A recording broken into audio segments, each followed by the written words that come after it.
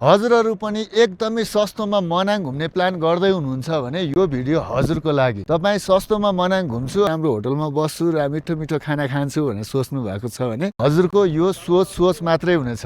किनकि मनाङमा केही पनि कुराहरू सस्तो छैन। तपाईँ 12,000, 13,000, 14,000 को प्याकेज हेरेर तपाईँले त्यही प्याकेजहरू बुकिङ गर्नुहुन्छ भने हजुरले पाउने सेवा सुविधामा धेरै कुराहरूमा कम्प्रोमाइज गर्नुपर्ने मैले देखिसकेको छु। त्यसैले हजुरहरू पनि मनाङ आउँदै हुनुहुन्छ भने कहाँ बस्नुहुन्छ, कुन होटलमा बस्नुहुन्छ र कस्तो खाना हुन्छ, कस्तो रुम हुन्छ, पहिले नै सबै कुरा कन्फर्म गरेर मात्रै आउनुभयो हुन्छ। किनभने मनाङमा 500 रुपियाँमा पाउने रुमहरू पनि पाउनुहुन्छ। यदि बजेट ट्राभल गर्दै हुनुहुन्छ भने एकदम राम्रो सेवा सुविधा चाहिन्छ भने एउटै रुमको 4,000, 5,000 सम्म पनि पर्छ। त्यसैले ट्राभलले राखेको रेट नहेरिकन ट्राभलले कस्तो सेवा सुविधा दिन्छ त्यसलाई कम्पेयर गरेर मात्रै हजुरले टुर प्याकेज बुक गर्नुभयो भने धेरै राम्रो हुनेछ।